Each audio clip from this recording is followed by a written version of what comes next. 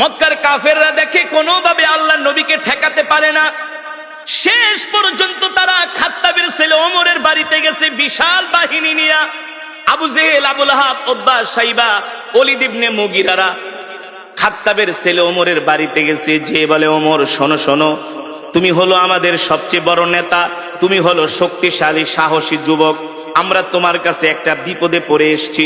ওমর বলে, কি বিপদ বলো? বলে, এই মুহাম্মদ আমাদের বিরুদ্ধে অপপ্রচার করে, এই মুহাম্মদ বানায়া বানায়া কবিতা বলে সেটাকে কোরআন বলে চালায় দেয়। ওমর বলো, আমরা তো মুহাম্মদের এই কর্মকাণ্ড মেনে নিতে পারি না। বলেন নাউজুবিল্লাহ। ওমর ছিলেন বুদ্ধিমান, জ্ঞানী। ওমর ছিলেন, এ কারণে একটা প্রবাদ বাক্য আছে, মূর্খ বন্ধুর চেয়ে জ্ঞানী শিক্ষিত শত্রুও ভালো। আবু জেহেল আগে ছিল শিক্ষিত, এখন হয়ে গেছে মূর্খ। কারণ ছিলেন আবাল হেকাম, হেকমতের অধিকারী, জ্ঞানের বাবা, এখন হয়ে গেছেন মূর্খের বাবা আবু জেহেল। এই মূর্খ শয়তান আয়েশা বলে, ওমর শোনো, মুহাম্মদ খুব ডিস্টার্ব করতেছি, মুহাম্মদকে তোমাকে ছাড়া কেউ দমাতে পারবে না, তোমাকে ছাড়া কেউ দমাতে পারবে না। ওমর বলে, বলো কি করা যায়? বলে, মুহাম্মদকে সাইজ করো। নাউজুবিল্লাহ বলবেন না? আরে আল্লাহ নবীকে সাইজ করবে পৃথিবীতে এমন কারো ক্ষমতা আছে নাকি? শক্তি আছে নাকি? এই কোরআন তো কারো বানানো কোরআন না, এই কোরআন তো আল্লাহর জবানের কালাম। যে কোরআনের বিরুদ্ধে কথা বলে সে আল্লাহর বিরুদ্ধে কথা বলে। আর আল্লাহর জমিনে আল্লাহর নেয়ামত খায়া যে আল্লাহর কোরআনের বিরুদ্ধে কথা বলে, তার অপমান ছাড়া, লাঞ্ছনা ছাড়া কোনো উপায় নাই। আছে? এবার ওমর বলে, বলো আমি কি করতে পারি? আবু জেহেল বলে, ডাইরেক্ট অ্যাকশন, মুহাম্মদরে শেষ করে দাও। আরো জোরে বলেন নাউজুবিল্লাহ। মুহাম্মদরে মক্কা থেকে বের করে দাও। ওমর বলে, ঠিক আছে, নেতার দায়িত্ব দিছেন, আমি চিন্তা ভাবনা করি কি করা যায়। হেদায়েতের মালিক কি? হেদায়েতের মালিক আল্লাহ, হেদায়েতের মালিক আল্লাহ। হযরত ওমর বলে, ঠিক আছে, আমি চিন্তা করে দেখি মুহাম্মদকে কি করা যায়। হযরত ওমরের মন খারাপ, চিন্তা করতেছে কি করা যায়। আবু জেহেলের কথা শুনবে, আবু জেহেলের কথা শুনে কি আল্লাহ নবীকে অপমান করবে না কি করবে? হযরত ওমর চিন্তায় পড়ে গেলেন। তিনি মনে মনে সিদ্ধান্ত নিলেন, মূর্খ আবু জেহেলের কথা শুনে আল্লাহর নবীর সাথে বেয়াদবি করা ঠিক হবে না। তিনি শিক্ষিত মানুষ, মনে মনে ভাবতেছে, একটা কাজ করি, আগে যাই আমি নিজের চোখে মুহাম্মদকে একটু অবজারভেশন করি, আমি নিজে যে একটু মুহাম্মদকে দেখি, গতিবিধি লক্ষ্য করি, তার সাথে কথা বলি। কারণ একটা মানুষকে শুধু শুধু না যাই না শুই না তার গায়ে হাত দেওয়া, তাকে অপমান করা, এটা মূর্খতা ছাড়া আর কিছুই না। ঠিক কিনা বলেন? দেখবেন মূর্খ মানুষ যদি শোনে চিলে কান নিয়ে গেছে, কানের দিকে না তাকায় চিলের পিছনে দৌড়ায়। এমন কিছু স্বভাবের মানুষ সমাজে আছে কি আছে না? ঠিক মক্কার কিছু মূর্খ মানুষরা এই স্বভাবের ছিল। ওমর ছিলেন বুদ্ধিমান, বলে, না না না, আবু জেহেলের কথায় কান দেওয়া যাবে না, আগে আমি মুহাম্মদকে যে নিজের চোখে দেখি, তার সাথে কথা বলি, তারপরে দেখি কি করা যায়। আল্লাহর নবী বাইতুল্লাহ নামাজ পড়তেছেন।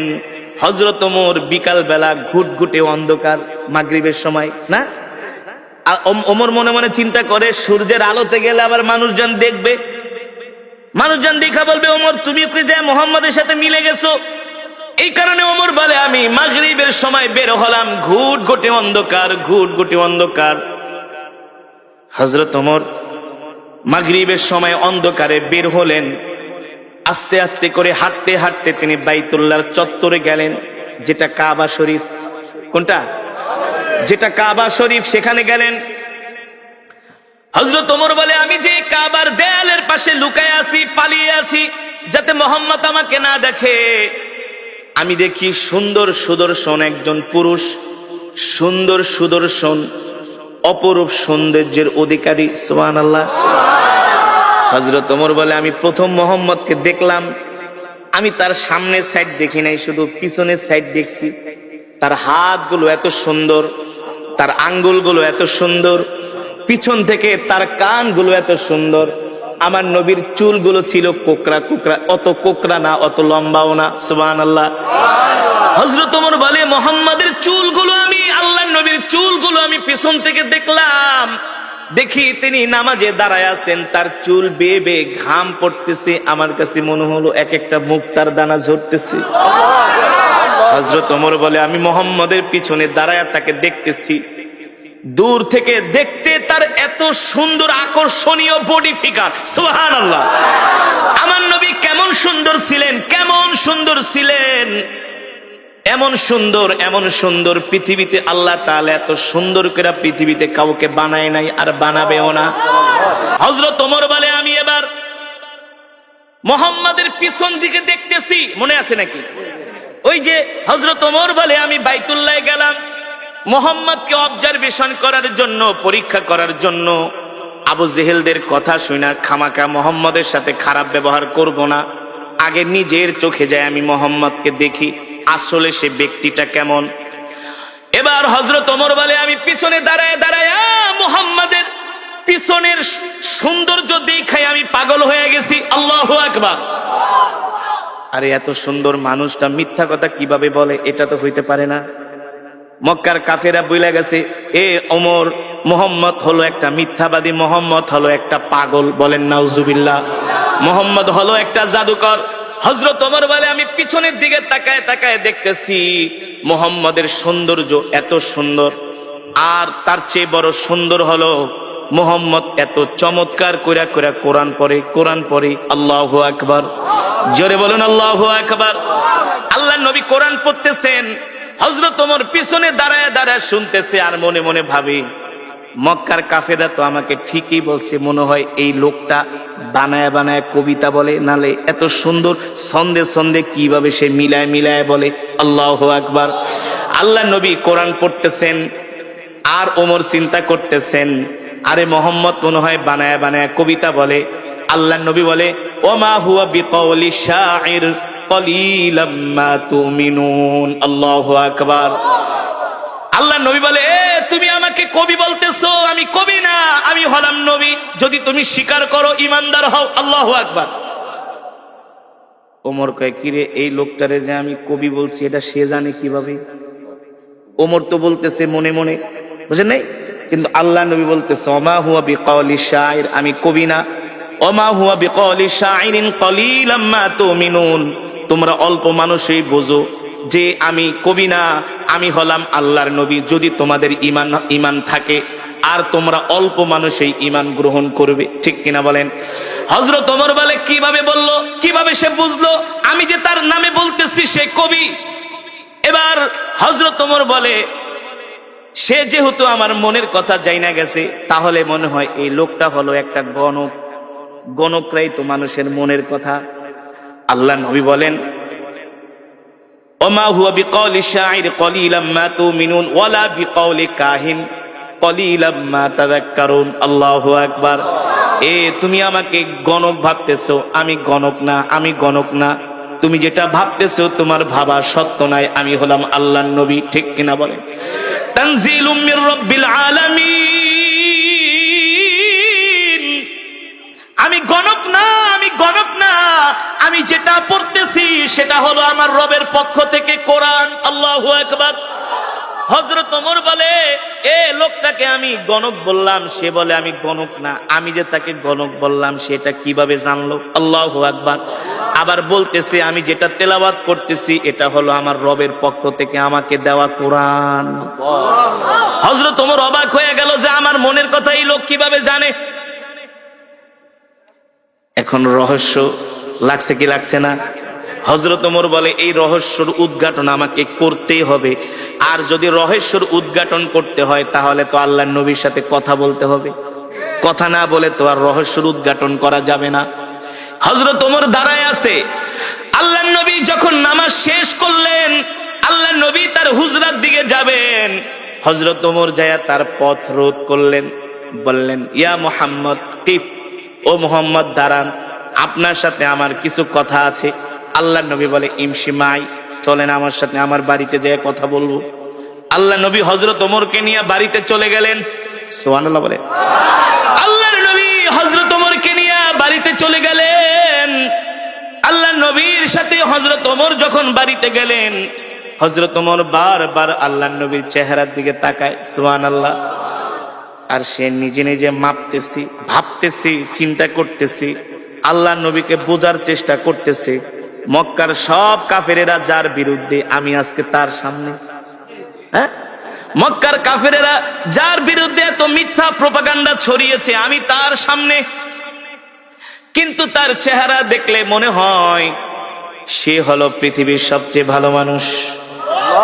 তার সাথে কথা বললে মনে হয় তার মতো এত সুন্দর আখলাকওয়ালা, ব্যবহারওয়ালা মানুষ মক্কার জমিনে একজনও নাই। জোরে বলেন আল্লাহু আকবার। আরে জোরে বলুন আল্লাহু আকবার। হযরত ওমর বলে, সেই দিনই আমি আল্লাহর নবীর জবানে কোরআন শুনে আমি ইসলামের প্রতি আমি দুর্বল হতে লাগলাম। দুর্বল হতে? এই যুবক, ওমর তো তোমার চাইতে জ্ঞানী কম ছিল না। এ যুবক, ওমর তো তোমার চাইতে কম বুঝতো না।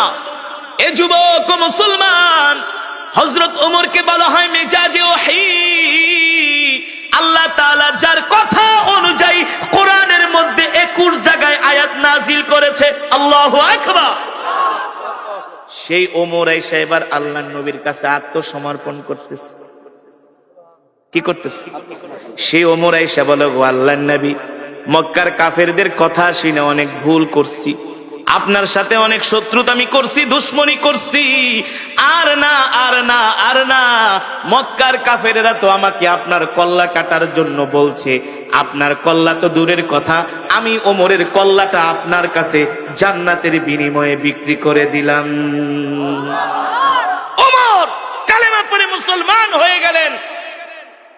যুবক, তুমি তো নামাজই পড়ো না, নিজেকে মুসলমান দাবি করো। আছে না সমাজের মধ্যে? মসজিদে মুসল্লি নাই, নামাজ পড়ে না, নিজেকে অনেক বড় মুসলমান দাবি করে। আর হযরত ওমর আল্লাহর নবীর হাতে হাত রেখে কালেমা পড়ে মুসলমান হয়ে গেলেন। হযরত ওমর মুসলমান হওয়ার পরে হযরত ওমর বলে, আল্লাহর নবী, আমাকে অনুমতি দেন, আমি মক্কার সব গোত্রের মানুষের কাছে যে দ্বীনের দাওয়াত দিব। আল্লাহর নবী বলে, ওমর আস্তে আস্তে। হযরত ওমর বলে, আস্তে আস্তে কে? আপনি কি সত্য নবী না? চলে বলেন সুবহানাল্লাহ। আমি অবশ্যই সত্য নবী। বলে, আপনি যদি সত্য নবী হয়ে থাকেন, আজ থেকে আমি ওমর ঘোষণা দিলাম, আমার জান, আমার মাল, আমার সম্পদ সব আমি আল্লাহর রাস্তায় দিয়ে দিলাম। আমি আপনার হয়ে গেলাম, আমি আপনার হয়ে গেলাম। ওগো নবী, আমি আপনার হয়ে গেলাম, আমার সব কিছু আল্লাহর রাস্তায় দিয়ে দিলাম। আপনি আমাকে অনুমতি দেন, আমি মক্কার সব কাফেরদের কাছে যায় দ্বীনের দাওয়াত দিব। হযরত ওমরের ঈমান চলে আসছে, পাওয়ার হয়ে গেছে, ঈমানের পাওয়ার। এখন আর আল্লাহ ছাড়া কাউকে ভয়। মুসলমানদের দ্বিতীয় খলিফা নাম কি? জোরে বলুন, নাম কি? ওমর কে? সারা পৃথিবীতে এখন যত রাষ্ট্রপ্রধান আছে, এই সব রাষ্ট্রপ্রধানদেরকে ওমর পকেটে নিয়ে ঘুরতে পারে। সারা পৃথিবীর রাষ্ট্রপ্রধানদের মাথায় যে ঘিলু আছে, এই ঘিলু ওমরের বাম আঙ্গুলের ভিতরে ছিল। সারা পৃথিবীতে যত আধুনিক রূপকার যা হয়েছে, রাস্তাঘাট, কালভার্ট, ব্রিজ, সারা পৃথিবীকে আজকে যেভাবে সাজানো হয়েছে, সব হযরত ওমরের পরিকল্পনা। জানেন, এই যে নাইট গাটের যে প্রচলন, খাল খনন করার যে প্রচলন, তারপরে আপনার সেনাবাহিনী গঠন করার যে প্রচলন, দেশের সীমান্ত পাহারা দেওয়ার যে বিএসএফ, বিডিআর, যে সীমান্তের অতন্দ্র প্রহরী, এই সব কিছু গঠন করেছিলেন হযরতে ওমর। সব করেছিলেন মোল্লারা। কারা কারা কারা কারা? মোল্লারা। হ্যাঁ, হযরত ওমর কে? তিনি খাত্তাবের ছেলে ওমর। তোমার মতো আমার মতোই ছোটখাটো নেতা না। ওমরকে দেখলে ইবলিস শয়তান পর্যন্ত ভয় পাইত। এই ওমর কে? যাকে বলা হয় মেজাজে ওহী, যাকে বলা হয় মেজাজে ওহী, এই ওমর কে? আল্লাহু আকবার। এখনো কালেমা পড়ে মুসলমান হয় নাই। ওমর ছিল আল্লাহর নবীর সবচেয়ে বড় দুশমন। সবচেয়ে বড় কি? মক্কার আবু জেহেল এসে ওমরকে খেপায় দিছে, ওমর, তোমার মতো একটা সাহসী যুবক থাকতে মুহাম্মদ আমগো ধর্মের 12টা বাজায় ফেলাইতেছে। তুমি খাত্তাবের ছেলে ওমর, তোমার রক্তের দাম আছে, তোমার বংশের দাম আছে। মুহাম্মদ যার আশেপাশে কেউ নাই, সেই শুধু একটা কোরআন দিয়া পুরা মক্কাটারে জ্বালায় ফেলাইতেছে। এটা ওদের ভাষা, ওদের ভাষা। মোহাম্মদ রে থামাও, মোহাম্মদ রে দমাও, মোহাম্মদকে সামনে বাড়াইতে দিও না। আমরা এত বড় বড় নেতা থাকতে মোহাম্মদ আমাদের সামনে এসে আমাদের ধর্মের নামে এসে অপপ্রচার করে যায়, এটা ওদের ভাষা। আসলে তো অপপ্রচার না, আল্লাহর নবী তো কোরআনের প্রচার করে, ঠিক কিনা বলেন? আল্লাহর নবী বলছেন, আল্লাহ তাআলা বলছে, হাবিব ইয়া আইয়ুহার রাসূল বাল্লিগ মা উনজিলা ইলাইকা মির রাব্বিক ওয়া ইল্লাম তাফআল ফামা বাল্লাগতা রিসালাতা। বাংলাদেশের কিছু মানুষ মনে করে শুধু ওয়াজ করা হুজুরদেরই দায়িত্ব। কিছু মানুষ মনে করে না যে ধর্মের কথা শুধু হুজুররা বলবে, না, ধর্মের কথা শুধু হুজুররা বলবে না। ইসলাম ধর্মটা আল্লাহর কাছ থেকে হুজুররা লিস্ট নেয় নাই। এই ধর্মের কথা বলা, কোরআনের কথা বলা, রাসূলের হাদিসের কথা বলা প্রত্যেকটা ঈমানওয়ালা মুসলমানের দায়িত্ব, দায়িত্ব, কর্তব্য, ঠিক কিনা বলেন? আপনি একটা কলেজের, আপনি একটা স্কুলের প্রিন্সিপাল, আপনার দায়িত্ব হলো আপনি আপনার ছাত্রদেরকে কোরআনের কথা বলবেন, তাদেরকে দ্বীনের কথা বলবেন। আপনি একটা কলেজের অধ্যাপক, আপনি একটা কলেজের ভিসি, আপনি একটা ভার্সিটির ভিসি, আপনার দায়িত্ব হলো আপনি আপনার ছাত্রদেরকে দ্বীনের কথাগুলো বলবেন। আপনি দেশের প্রধানমন্ত্রী, আপনি রাষ্ট্রপতি, আপনি এমপি, আপনি মন্ত্রী, আপনি চেয়ারম্যান, আপনি মেম্বার, আপনি সমাজের অনেক বড় নেতা, আপনারও দায়িত্ব হলো কোরআনের কথা বলা, ঠিক কিনা বলেন? ঠিক না? এখন তো কিছু সাধারণ মানুষ মনে করে শুধু হুজুররাই বলবে, সব হুজুরদেরই কাজ। না, প্রত্যেকটা মুসলমানকে আল্লাহ তাআলা দুনিয়ার জমিনে কেন পাঠিয়েছেন? আল্লাহ তাআলা প্রত্যেকটা মুসলমানকে দুনিয়ার জমিনে পাঠিয়েছেন তার দ্বীনের দাওয়াত দেওয়ার জন্য, ঠিক কিনা বলেন? আল্লাহর নবী, আল্লাহ তাআলা তার উপর কোরআন নাজিল করলেন আর বললেন, ইয়া আইয়ুহার রাসূল বাল্লিগ মা উনজিলা ইলাইকা মির রাব্বিক ওয়া ইল্লাম তাফআল ফামা বাল্লাগতা রিসালাতা ওয়াল্লাহু ইয়াসিমুকা মিনান নাস ইন্নাল্লাহা লা ইয়াহদিল কওমাল ফাসিকিন। আল্লাহ রাব্বুল আলামিন বলেন, নবী, আমি আল্লাহ আপনার উপর যেই কোরআন নাজিল করেছি, এই কোরআন নিয়ে শুধু আপনি ঘরে বসে থাকবেন না। এই কোরআন শুধু আপনাকে একা তেলাওয়াত করার জন্য নাজিল করা হয় নাই। এই কোরআন শুধু বাবা মারা যাবে 40 দিন পরে 10 জন ইমাম দাওয়াত দিয়া গরু কেটে 40টা খাওয়াবে আর খতম করাবে, এই কারণে আল্লাহ কোরআন দেয় নাই। বছরে 1 মাস শুধু রমজান মাসে খতমে তারাবি পড়বেন আর হুজুরদেরকে দাওয়াত দিয়ে 1 খতম কোরআন পড়াইবেন। আল্লাহ শুধু এই কারণে কোরআন দেয় নাই। এই কোরআন এত সস্তা কোরআন না, এই কোরআন এত সস্তা জিনিস না। পৃথিবীর ইহুদি খ্রিস্টানরা সব কিতাবের মধ্যে তারা 2 নাম্বারই করেছে, হাত দিয়েছে, কিন্তু আল্লাহর কোরআনে এখনো হাত দিতে পারে নাই। কথা বলেন না কেন? তা বোঝেন না কেন? এটা এত সস্তা কোরআন না যে কোরআনের তেলাওয়াত শুনলে পাথরের মতো হৃদয়টা মোমের মতো গলে যায়, ঠিক না? আল্লাহ তাআলা বলে, হাবিব, আপনাকে যে কোরআন দেওয়া হয়েছে, এই কোরআন দিয়ে আপনি মক্কার জমিনে কাফেরদেরকে দাওয়াত দেন। এই কথা শুধু আল্লাহ তাআলা তার নবীকে একা বলেন নাই, এই কথা আমাকেও বলা হয়েছে, আপনাকেও বলা হয়েছে। এই মাহফিলে যত যুবক আছেন সবার উপরে এই কোরআনের দাওয়াত দেওয়ার দায়িত্ব একা শুধু আমার উপরে না, শুধু আলেমদের উপরে না, প্রত্যেকটা কলেজ, ইউনিভার্সিটি, স্কুল থেকে শুরু করে যত সরকারি কর্মকর্তা আছে, বেসরকারি কর্মকর্তা আছে, সবার দায়িত্ব হলো আল্লাহর কোরআনের কথা বলা, আল্লাহর কোরআনের দাওয়াত দেওয়া, ঠিক কিনা বলেন? আল্লাহ তাআলা তার হাবিবকে ডাক দিয়ে বলে, হাবিব, আপনি কোরআনের কথা বলে যান।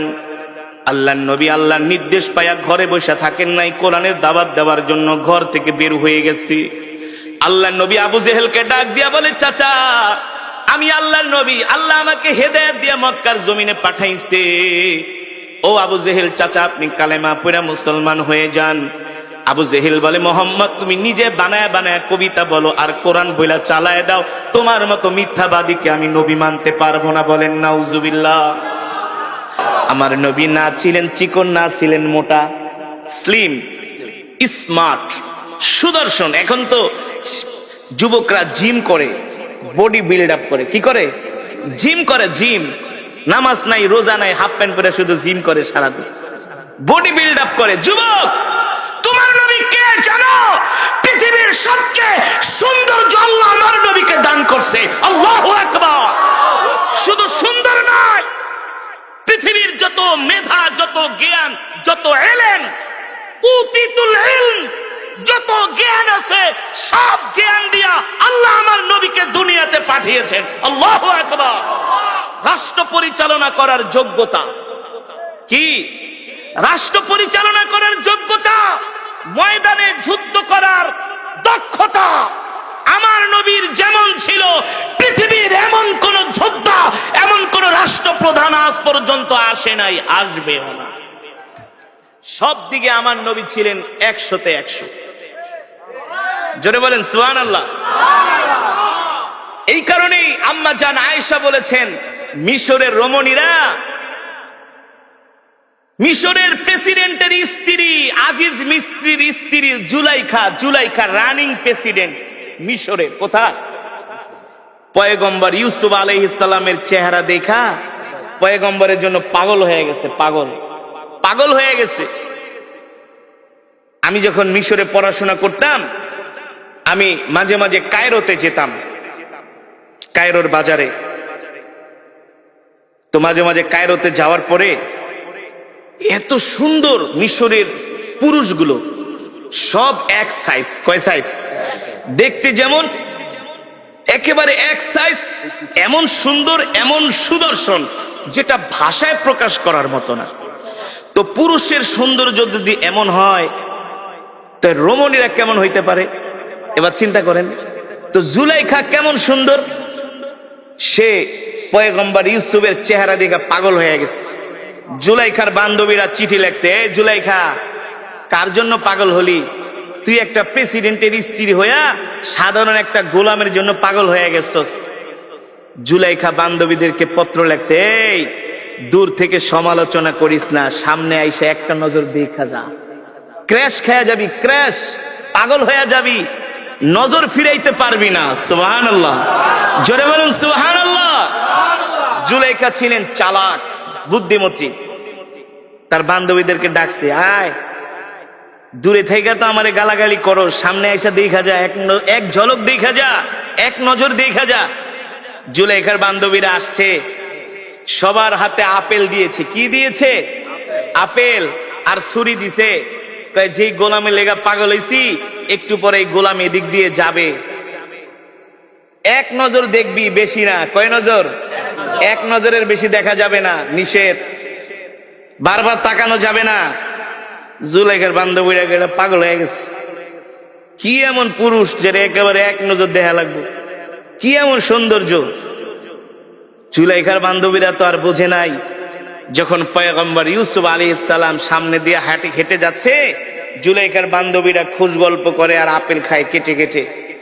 পয়গম্বর ইউসুফ যাচ্ছেন, এক বান্ধবী আর এক বান্ধবীকে, বন্ধু দেখ, তাকায় দেখ, এটা কি মানুষ নাকি ফেরেশতা? সুবহানাল্লাহ।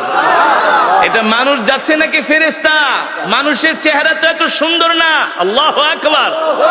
জুলাইখার বান্ধবীরা আপেল খাইবে তো দূরের কথা, পয়গম্বর ইউসুফ আলাইহিস সালামের চেহারার দিকে তাকায়, আপেল কাটতে কাটতে একেবারে আঙ্গুল কেটে ফেলায় রক্ত বের করে ফেলাইছে। কিন্তু তার নজর চেহারার থেকে নজর ফিরাতে পারে না। জুলাইখা ছিলেন বুদ্ধিমতী, সেও কিছু তাকাই আছে এক নয়নে। জুলাইখা ডাক দিয়ে, কিরে, আপেল খাবি না ওই গোলামডারে দেখবি? জুলাইখা সব বান্ধবীরা হাতের দিকে তাকায় দেখে আঙ্গুল কেটে ফেলাইছে, রক্ত পড়তেছে। জুলাইখাকে, ব্যাপার কি? পিছনের থেকে না গালাগালি করছিলি, পিছনের থেকে না ভৎসনা করছিলি, এখন তারে দেখার পরে চোখ ফিরাইতে পারস না, আঙ্গুল কেটে ফেলাইছস, কারণ কি? জুলাইখার বান্ধবীরা, বান্ধবী রে, মাপ চাই, ভুল করছি, সরি। এই গোলাম যে এত সুন্দর জীবনেও কোনোদিন ভাবতে পারি নাই, মনে হয় এটা মানুষ না, আসমান থেকে ফেরেশতা আইসা পড়ছে। আল্লাহু আকবার। জোরে বলেন আল্লাহু আকবার। আম্মা জান আয়েশা সিদ্দিকা রাদিয়াল্লাহু তাআলা আনহা বলেন, মিশরের রমণীরা পয়গম্বর ইউসুফের চেহারা দেখে আঙ্গুল কাটতে কাটতে, আপেল কাটতে কাটতে তারা আঙ্গুল কেটে ফেলেছে, তারা রক্তাক্ত হয়ে গেছে। আমার স্বামী মুহাম্মদ সাল্লাল্লাহু আলাইহি সাল্লামের চেহারা যদি তারা দেখতো, আঙ্গুল কাটতো না, আপেল কাটতো না, কলিজা কেটে ফেলতো। কলিজা কলিজা, তারপরে আল্লাহর নবীর চেহারা থেকে নজর ফিরাতে পারতো না। আল্লাহু আকবার। এমন সুন্দর চেহারা আল্লাহ আমার নবীকে দান করছে। আমার নবী যেটা করছেন সেটাই ফ্যাশন। সেটাই কি ফ্যাশন। আমার নবী যে স্টাইলে চুল কেটেছেন সুন্নত তরিকা, বাংলাদেশের আর্মিরা সেভাবে চুল কাটে। কারা? আর্মিরা চুল কাটে। আমি মিশরে গিয়ে থাইল্যান্ডে গিয়েছিলাম একটা প্রোগ্রামে। থাইল্যান্ডের রাজধানী ইয়ালা থেকে 800 কিলোমিটার দূরে, যেখানে 75% মুসলমান। প্রতি মহরম মাসে সেখানে একটা প্রোগ্রাম হয়। সারা পৃথিবী থেকে তারা আন্তর্জাতিক যারা কারি সাহেব আছে তাদেরকে দাওয়াত দিয়ে দিয়ে তারা মহরম মাস 10 তারিখ আছে না, তারা প্রোগ্রাম করে। সেই থাইল্যান্ডের মুসলমানরা প্রত্যেকটা থাই মুসলিম ছেলেদের চুল দেখি ছোট ছোট। আর যখন ব্যাংককে আসি এক একটার চুলে দেখি ডেঙ্গুরের বাসা, বল্লার বাসা, পাখির বাসা, হ্যাঁ হনুমানের মতো দেখা যায়। তো আমি থাইল্যান্ডের মুসলিম যুবকদেরকে জিজ্ঞেস করলাম, তোমরা এইভাবে চুল কাটো কেন? সবাই দেখি এক সাইজ চুল। বলে এটা হলে নবী মোহাম্মদ সাল্লাল্লাহু আলাইহি ওয়াসাল্লামের সুন্নাহ। জোরে বলেন সুবহানাল্লাহ। এখনকার যুবকরা তো স্টাইল করে, কি করে? মেসির স্টাইলে চুল কাটে, নেইমারের স্টাইলে চুল কাটে, নেইমারকে অনুসরণ করে। তাদের গায়ের গেঞ্জি এমন টাইট, তারা প্যান এমন ভাবে পরে পাছার অর্ধেক বের হয়ে যায়। এমন যুবক আছে কি আছে না? পুরা মাথা খালি, উপর দিয়া চুল। জিজ্ঞেস করি এইভাবে চুল কাটছো? বলে হুজুর এটা হলো এখন বর্তমান সময়ের আধুনিক স্টাইল, আধুনিক ফ্যাশন। এভাবেই আধুনিক মডার্ন যারা, তারা এইভাবেই চুল কাটে। যুবক তুমি জানো না পৃথিবীর সবচেয়ে আধুনিক ছিলেন তোমার আমার নবী, বিশ্ব নবী জনাবে মুহাম্মদুর রাসূলুল্লাহ সাল্লাল্লাহু আলাইহি ওয়াসাল্লাম। ঠিক কিনা বলেন? তিনি 1450 বছর আগে যেই ফর্মুলা দিয়ে গেছেন, বর্তমান আধুনিক বিজ্ঞান সেটা মানতে বাধ্য। সেটা কি? মানতে বাধ্য। তোমার আমার নবীকে জানো, তোমার আমার নবীকে জানো। পৃথিবীর যত যোগ্যতা, সব যোগ্যতা আল্লাহ তাআলা আমার নবীকে দান করেছিলেন। আমার নবী প্রতি সোমবার আর বৃহস্পতিবার রোজা রাখতেন। আপনি এখন ডাক্তারের কাছে যান, আপনাকে তারা বলবে যদি সুস্থ থাকতে চান তাহলে ফাস্টিং করেন। ফাস্টিং যাকে বলে কিটো ডায়েট, মানে আপনি বেশি বেশি না খায়া থাকবেন। কি করবেন? না খেয়ে থাকবেন। ডাক্তারের কাছে যান, ডাক্তার বলবে এই বেশি পেট ভরে খায়েন না, তাইলে রোগ হবে। 3 ভাগ খান, 1 ভাগ খালি রাখেন। 3 ভাগ খান, 1 ভাগ খালি রাখেন। আপনি দেখবেন যদি প্রচুর পরিমাণে খাওয়া দাওয়া করেন, আপনার কাছে একটা অস্বস্তি লাগবে। না পারেন হাঁটতে, না পারবেন বইতে, না পারবেন ঘুমাইতে। আর 3 ভাগ খান, 1 ভাগ খালি রাখেন, দেখবেন শরীরটা কত সুস্থ লাগে। ঠিক কিনা বলেন? যেটাকে বলা হয় ফাস্টিং। এর উদ্ভাবন কে করেছে? এই ডায়েট কন্ট্রোল কে শিখিয়েছে? আমার নবী, আপনার নবী জনাবে মুহাম্মদুর রাসূলুল্লাহ সাল্লাল্লাহু আলাইহি ওয়াসাল্লাম। ঠিক কিনা বলেন?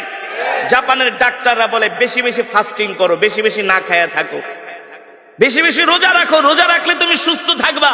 এই ফর্মুলা তো কে শিখিয়েছেন? আল্লাহর নবী শিখিয়েছেন। বর্তমানে এখন দাঁতের ডাক্তারদের কাছে গেলে প্রচুর টাকা দিতে হয়। ঠিক কিনা বলেন? প্রচুর টাকা দিতে হয়। আমি থাইল্যান্ডে গিয়েছি, ব্যাংককে একটা ডক্টরের কাছে। তিনি আমার দাঁতগুলো চেক করলেন। থাইল্যান্ডের রাজধানী ব্যাংকক, একেবারে ব্যাংককের পাশেই সুকুম্বিত একটা জায়গা আছে সেখানে। আর থাইল্যান্ড হলো পৃথিবীর সবচেয়ে চিকিৎসার দিক থেকে বর্তমানে 5 নম্বরে আছে পুরা পৃথিবীতে, অল পৃথিবীতে, স্বাস্থ্যের দিক থেকে, চিকিৎসার দিক থেকে। তো আমাকে এক ভক্ত বলে, হুজুর থাইল্যান্ডে আইছেন, আমাদের দেশের শিল্পপতিরা তো আসে থাইল্যান্ডে ডাক্তার দেখাইতে, তা আপনি যেহেতু আইছেন একটু ডাক্তার দেখাইবেন নাকি? আমি বলি ভাই এত টাকা পয়সা তো আমার নাই। টাকা চিন্তা করেন কে, সব আমি দিব, আপনি শুধু ডাক্তার দেখান। আমি যে মসজিদের জুমা পড়ে গাজীপুর শ্রীপুর একটা মসজিদ, আমার মসজিদের যিনি সভাপতি হাজার হাজার কোটি টাকার মালিক, তো সে শুনছে আমি থাইল্যান্ডে গেছি।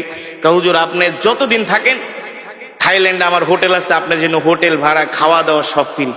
ফোন দিয়ে আগে হুজুর কোনো চিকিৎসা করবেন কিনা, তাহলে করে আসেন, সব পেমেন্ট আমি করে দেবো। তো চিন্তা করলাম আমার দাঁতে একটু সমস্যা, দাঁতটা থাইল্যান্ডে দেখা যায়, থাইল্যান্ডের দাঁতের চিকিৎসা খুব ভালো। তো আমি একটা ডেন্টালিস্টের কাছে গেলাম।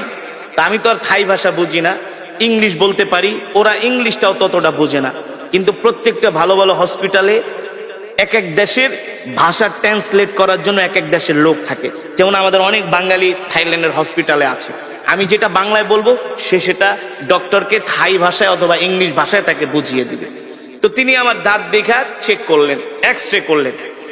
এক্স রে করার পরে ডাক্তার বলতেছে, তোমার ওই বাঙালিকে ডাক দিয়া কয়ে, এটা কেঠা তোদের দেশের?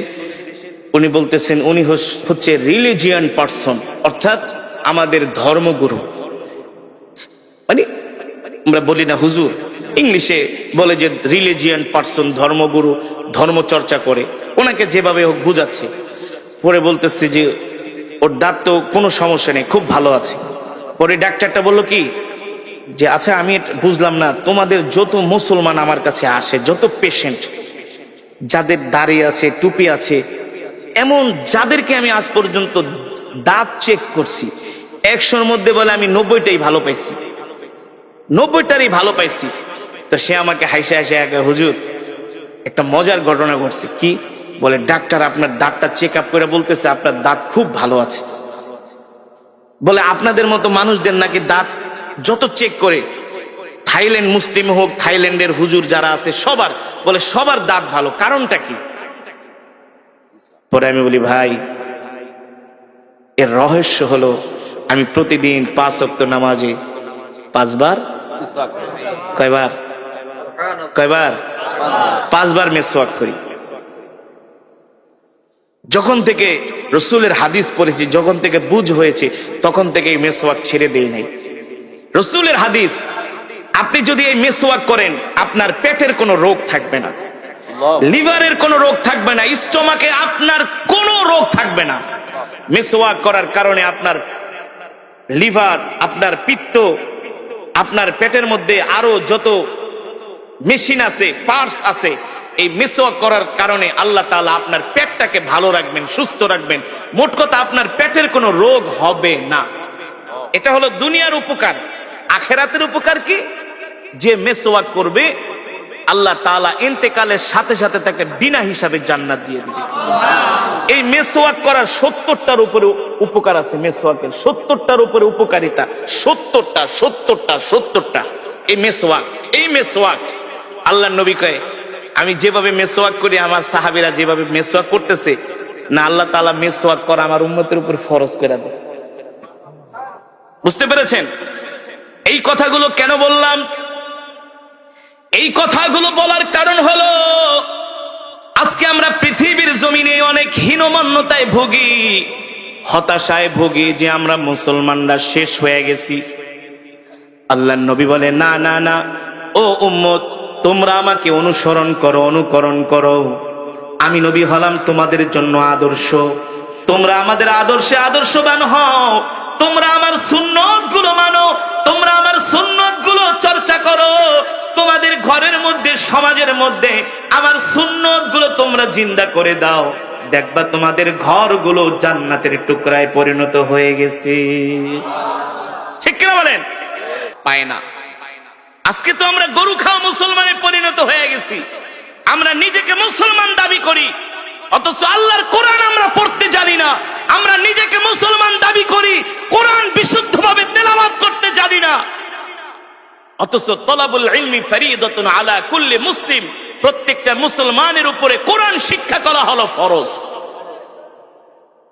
এই কোরআনের তেলাওয়াত শুনে ওমর কালেমা পড়ে মুসলমান হয়ে গেছে। বলে আমি যেই দিন আল্লাহর নবীর জবানে বাইতুল্লাহ কোরআন শুনেছি, সেই দিন থেকে আমি ইসলামের প্রতি দুর্বল হয়ে গেছি। ইসলাম আমার হৃদয় জয় করেছে এই কোরআনের তেলাওয়াত শুনে। সেই কোরআনই তো আমি আপনাদের সামনে তেলাওয়াত করলাম। দুঃখের বিষয়, আমাদের সমাজের মেজরিটি পার্সেন্ট মানুষ কোরআন পড়তে জানে না। 60-70 বছর হয়ে গেছে, 10টা সূরা মুখস্থ করতে পারে না। ঠিক কিনা বলুন? বিশুদ্ধভাবে পড়তে পারে না। অথচ আমরা নিজেকে অনেক বড় ইমানদার দাবি করি, অনেক বড় ইমানওয়ালা দাবি করি। নামাজ ভঙ্গের কারণ 19টি। কয়টি? তার মধ্যে একটা অন্যতম কারণ হলো নামাজে অশুদ্ধ পড়া। নামাজে অশুদ্ধ পড়া। আমরা আমাদের সন্তানরা কোরআন শিখছে কিনা সেই দিকে খবর নেই না। ইংরেজি শিক্ষক রাখি সন্তানের জন্য মাসে 5,000 টাকা বেতন দিয়া। কথা বলেন। ইংরেজি শিক্ষক রাখি 5,000 টাকা বেতন দিয়া, গণিতের শিক্ষক রাখি 6,000 টাকা বেতন দিয়া, ছেলেকে বাংলায় অনার্স করাই, ইংলিশে অনার্স করাই, মাস্টার্স করাই, ডক্টরেট করাই, পিএইচডি করাই। আর কোরআন শিখানোর জন্য মসজিদের মুয়াজ্জিনকে জায়গা, হুজুর আমার ছেলেরে পড়াইবেন? কয় পড়ামু। বেতন কত? কয় বেশি না, 500 দিতে পারুন। কত? তাও মাসে, বছরে 6 মাস বাকি। কথা কন। নিজেও কোরআন পড়তে পারে না, সন্তানকেও কোরআন শিখায় নাই। অথচ রসুলের সাহাবীরা কেমন ছিলেন জানেন? তারা আল্লাহর নবীর কাছে আইসা কোরআন নিয়ে বসে থাকতেন। কোরআন এখনো সেই ধারাবাহিকতা চালু আছে। মসজিদে নববীর প্রতিটা পিলারে পিলারে কিন্তু কোরআনের মক্তব। পুরো মসজিদে নববীতে 1200-র উপরে মক্তব আছে। মক্তব এখন তো বাংলাদেশে মক্তব বন্ধই হয়ে গেছে। আগে ছোটবেলায় দেখতাম ফজরের পরে ইমাম সাহেব ঘোষণা করতো, এই মক্তবের ছাত্র ছাত্রীরা তাড়াতাড়ি করে মক্তবে আসো। ঠিক না? ইমাম সাহেবের কাছে যে আগে আমরা কায়দা পড়তাম, সিপারা পড়তাম, কোরআন শরীফ পড়তাম। বাড়িতে আসার সময় 10 মিনিট জোরে জোরে সূরা মুখস্থ করে সালাম শিখাইতো, যে বাড়িতে যায় আগে মা বাবাকে সালাম দিবা। আজকে আমরা আমাদের সন্তানদেরকে কোরআন শিখাই না, দিন শিখাই না, নিজেও শিখি না, সন্তানদেরকেও শিখাই না। এই কারণে আমাদের সন্তানগুলো দিন দিন নষ্ট হয়ে যাচ্ছে। হচ্ছে না? 6-7 এর ছেলেরা এখন ওপেনলি রাস্তায় দাঁড়ায় সিগারেট খায়। 8 এর ছেলেরা সিগারেট খায়। ইন্টারের ছেলেদের পকেটে এখন সিগারেটের প্যাকেট থাকে, গাঞ্জার প্যাকেট থাকে। ঠিক কিনা বলেন? বানিয়ে বলছি। 6-7 এর পোলাপান সিগারেট খায়। এই সিগারেট খাও কাকে? আপনার বাপের টাকা দিয়ে খাই? আপনার বাবার টাকা দিয়ে খাই? আপনি বলার কে? আমার বাবার টাকা দিয়ে আমি সিগারেট খাই। আস্তাগফিরুল্লাহ। আমার সন্তানগুলো এমন বেয়াদব কিভাবে হলো? কারণ কি? আমরা তাদেরকে ধর্মীয় শিক্ষা দিচ্ছি না, দ্বীনি শিক্ষা দিচ্ছি না। আগে তো দরকার ছিল সন্তানদেরকে দ্বীনি শিক্ষা দেওয়া। কথা বলেন? রাগ করতেছেন? আজকে স্কুল কলেজে কি হচ্ছে? ধর্মীয় শিক্ষা তো নাই, ধর্মীয় শিক্ষা নাই। আমি বানিয়ে বলছি। এই যে কোরআন আমি পড়লাম, আমাদের সন্তানরা 10টা সূরা মুখস্থ পড়তে পারে না। উচিত তো ছিল আমাদের সন্তানদেরকে আগে কোরআন শিখানো, দিন শিখানো। অবশ্যই অবশ্যই আমার সন্তান কলেজে পড়বে, ইউনিভার্সিটিতে পড়বে, আমার সন্তান ডাক্তার হবে, ইঞ্জিনিয়ার হবে, বড় ব্যবসায়ী হবে, বড় নেতা হবে। এটা আমার গর্ব, এটা আমার গর্ব। কিন্তু কোরআন না শিখলে তো আমার সন্তান সব শিক্ষা পরে আমার সন্তান বিপদগামী হয়ে যাবে, দিন হারা হয়ে যাবে, ইসলাম হারা হয়ে যাবে। এ কারণেই তো ওই দিনকে দেখলাম টেলিভিশনের মধ্যে অনেক অভিভাবক কান্না করে বলতেছে, আমরা স্কুল কলেজের এই কারিকুলাম শিক্ষা ব্যবস্থা চাই না। বলে কেন? বলে এই শিক্ষা ব্যবস্থার মধ্যে শিখার মতো কিছুই নাই। ঠিক বানায় বলছি? বলুন আমি বানিয়ে বলছি? এই কথাগুলো কেন বললাম? আমাদের সন্তানদেরকে যদি ধর্মীয় শিক্ষা দেওয়া না হয়, এই কোরআন যদি না শেখানো হয়, আর 1, 2, 3 যুগ পরে দেখবেন যে জেনারেশন গুলো আসবে, আপনি মসজিদ বানাইবেন কিন্তু মুসল্লি পাইবেন না। আপনি মসজিদ বানাইবেন, টাইলস লাগাইবেন, এসি লাগাবেন, মসজিদের 300 হাত দূরে বসে আপনার ছেলেরা চায়ের দোকানে বাংলা সিনেমা দেখবে আর গাঁজা খাবে। এখন তো সেটাই হচ্ছে। কথা বলেন? সেটা হচ্ছে। মসজিদ পাকা হচ্ছে, মসজিদ সুন্দর হচ্ছে, কিন্তু মুসল্লি নাই। আছে? আমি চাঁদপুর এক মাহফিলে গেছি, মতলব, চাঁদপুর মতলব, মায়া চৌধুরীর এলাকা।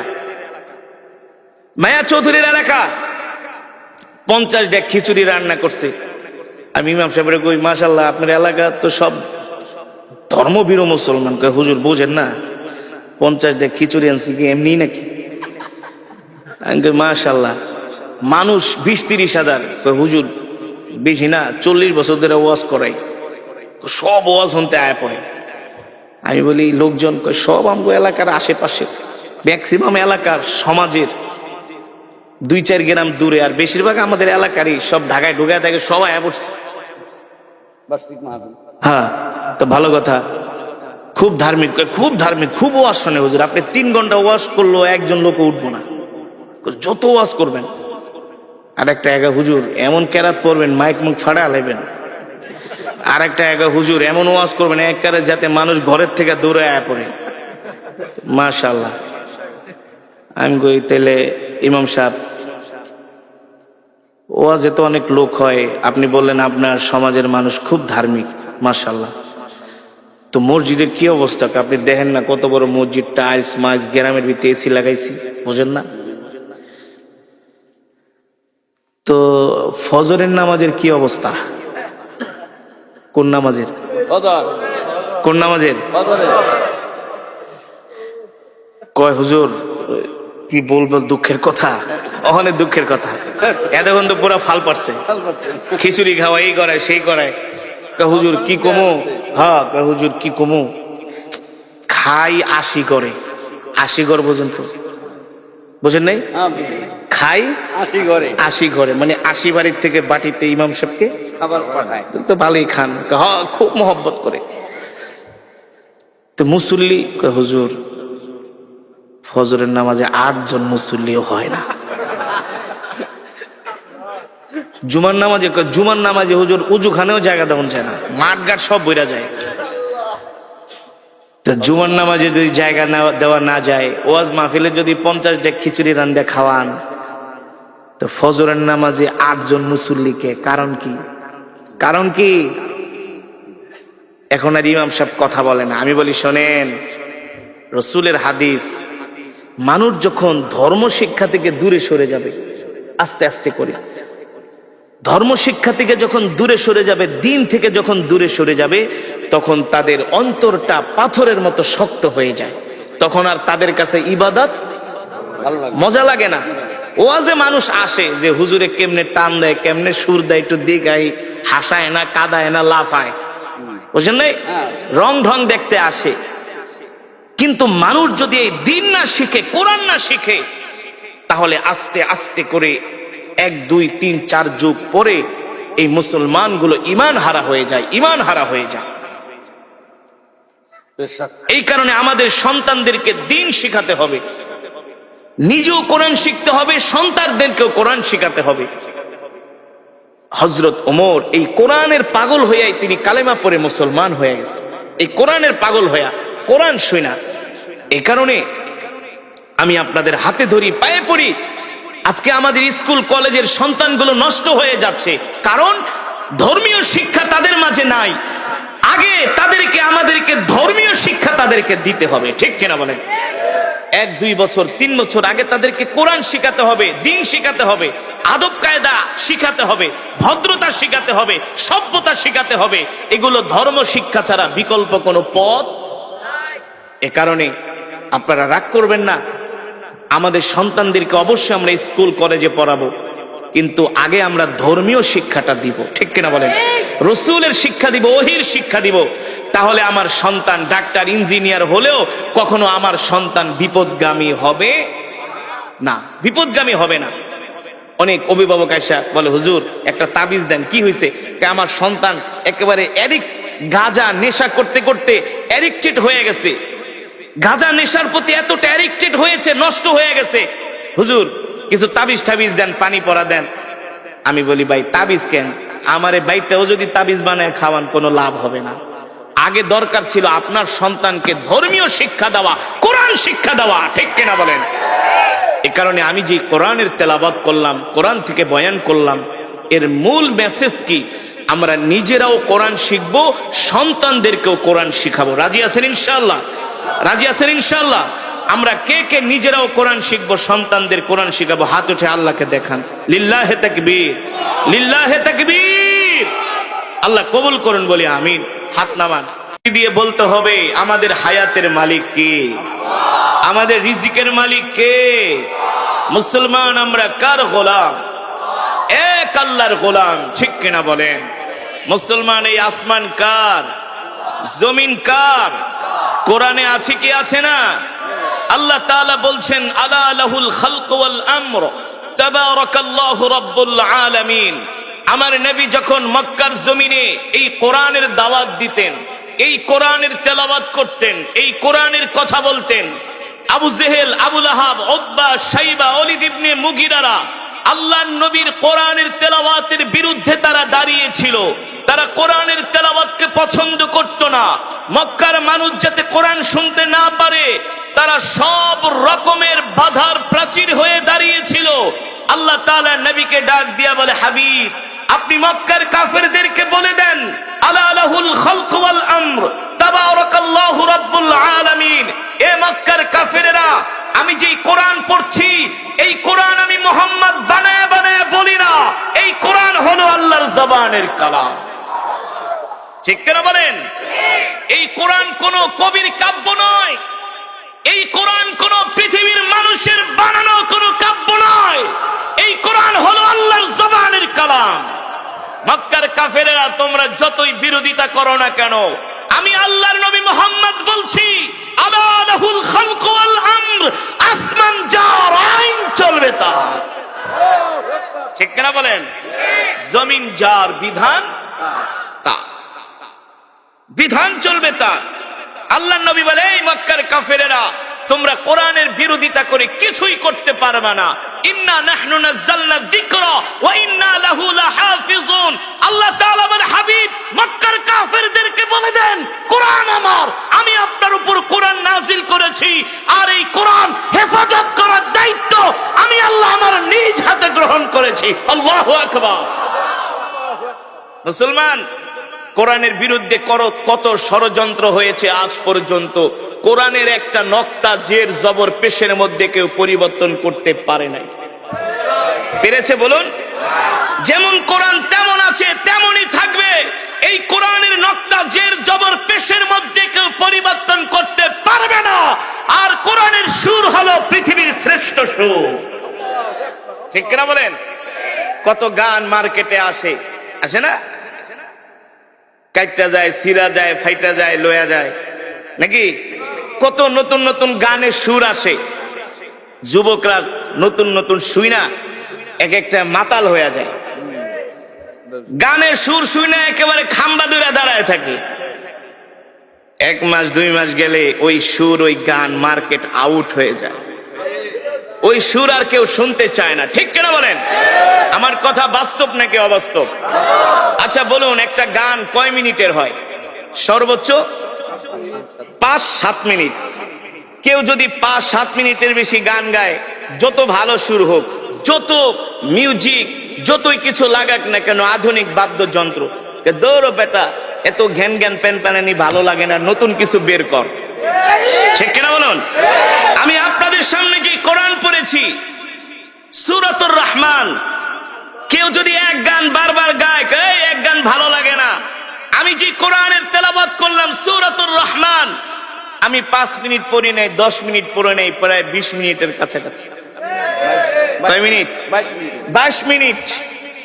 তো কোন শিল্পী উঠে যদি 22 মিনিট কোন গান গায়, ধরে ঘাত ধরে তাড়াতাড়ি নামা, পরে এক গান শুনতে আইছে নাকি?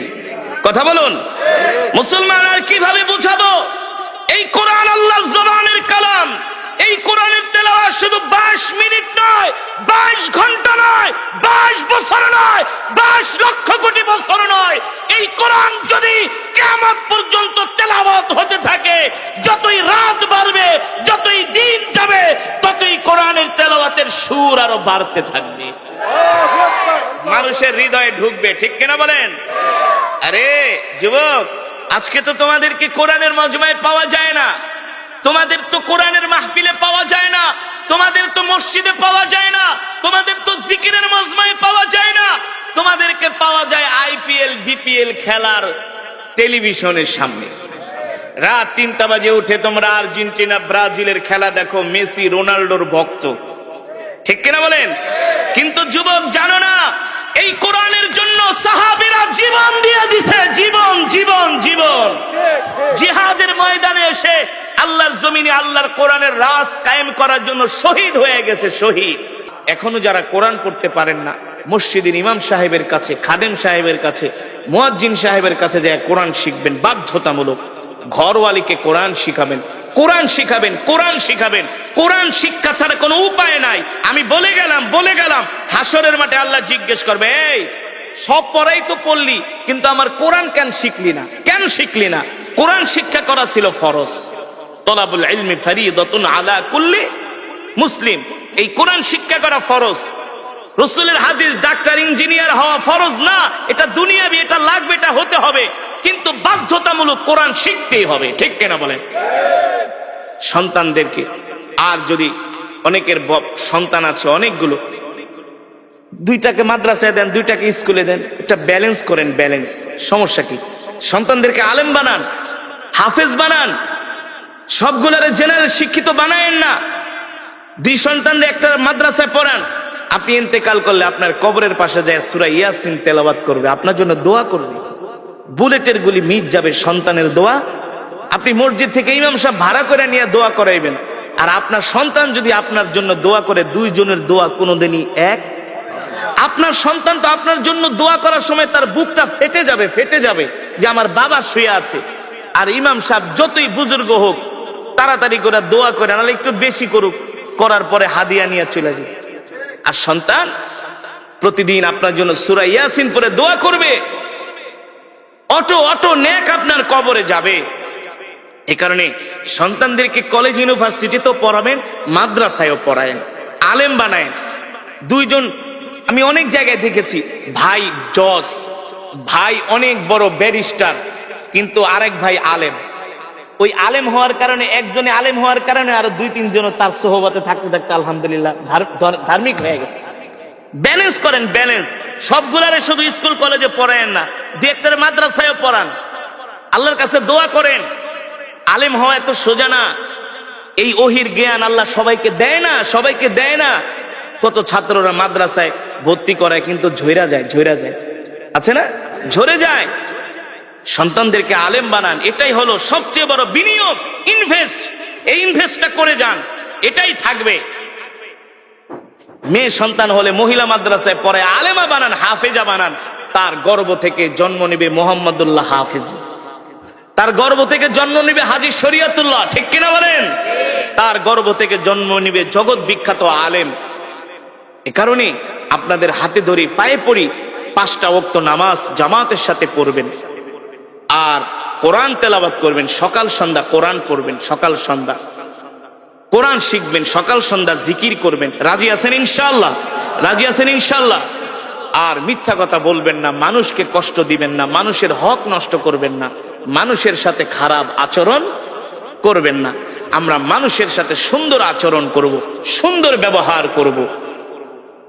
আমরা সবচেয়ে সমাজের ভালো ভদ্র মানুষ হওয়ার চেষ্টা করব, যাতে আমার ইন্তেকালের পরে সমাজের মানুষগুলো বলে, আহ, একটা ভালো মানুষ মারা গিয়েছেন। ঠিক কিনা বলেন? আল্লাহ তাআলা আমাদের এমন আল্লাহর পেয়ারা বান্দা হওয়ার তৌফিক দান করুন, বলি আমিন। আজকে যে কোরআনুল কারীমের তেলাওয়াত আমরা শুনলাম, বয়ান শুনলাম, এই কোরআন যেন আমরা সকলেই শিখতে পারি, এই কোরআন অনুযায়ী যেন আমরা চলতে পারি, আমাদের জীবনটাকে সাজাতে পারি। আল্লাহ তাআলা আমাদের সকলকে কবুল করুন, বলি আমিন। আর সাবধান, নামাজ ছেড়ে দিবেন না। রাত 12টা 1টা পর্যন্ত ওয়াজ শুনবেন, ফজরের নামাজ যদি না পড়েন, এই ওয়াজ শুনে কোনো লাভ নাই। 50 বছর ওয়াজ আর একটা ফজরের নামাজ তার চাইতে উত্তম। বুঝতে পেরেছেন? বুঝতে পেরেছেন? ফজরের নামাজটা জামাতের সাথে আদায় করবেন ইনশাআল্লাহ।